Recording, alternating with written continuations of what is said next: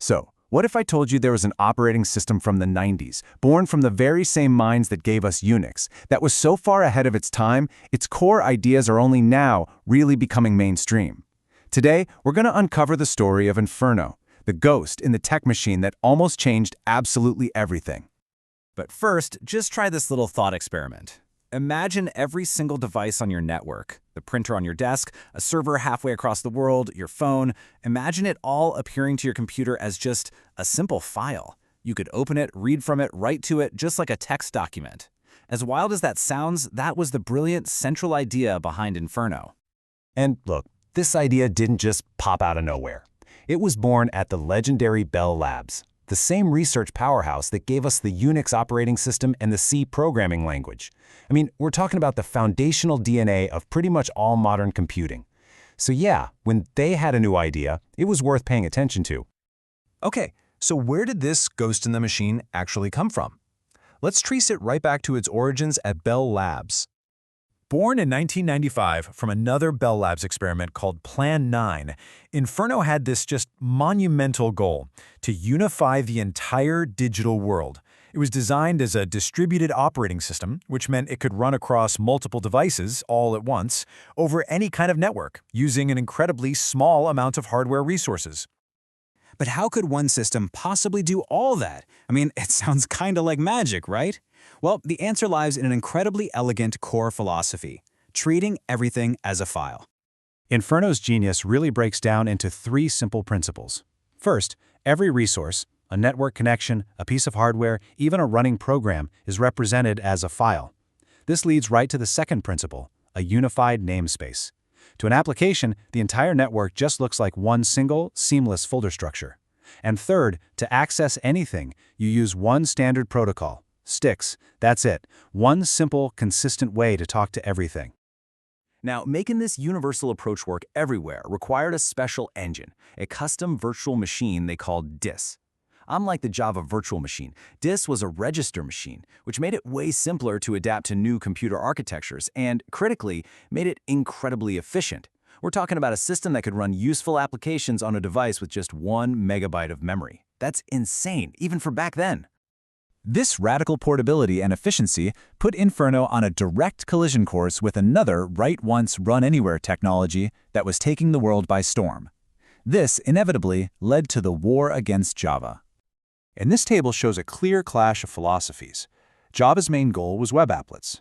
Inferno was built from the ground up for massive distributed systems.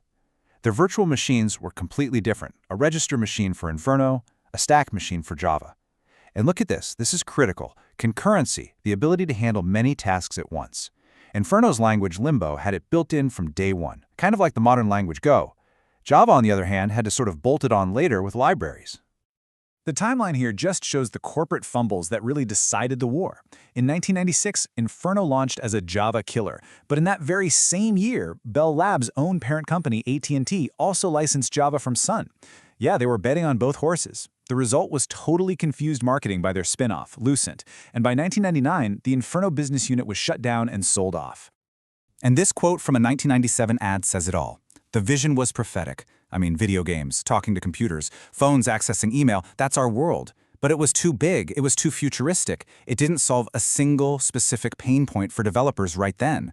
Java, on the other hand, solved a very immediate problem: how to make web pages more dynamic. Java sold a solution for today. Inferno sold a grand vision for tomorrow. But commercial failure wasn't the end of the story. In a surprising twist, just as its flames were dying out, Inferno was about to be given a second life.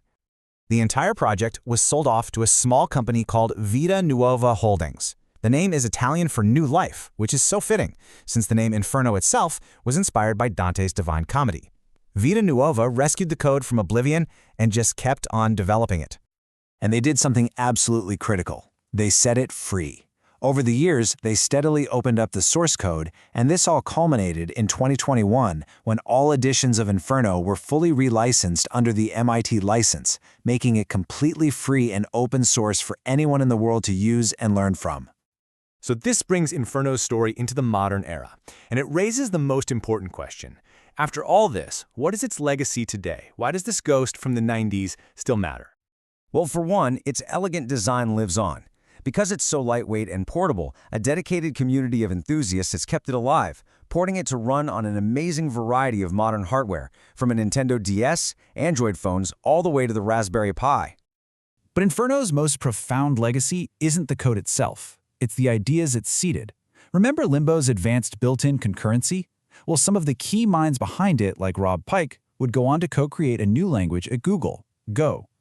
The powerful, simple concurrency that makes Go a dominant force in modern cloud services today has its DNA written in the code of Inferno. So we're left with this question. Inferno clearly lost the commercial battle of the 1990s. But when you look at the world today, a world built on distributed systems, microservices, and powerful concurrent programming, you have to wonder. Inferno may have lost the market, but did its ideas end up winning the future?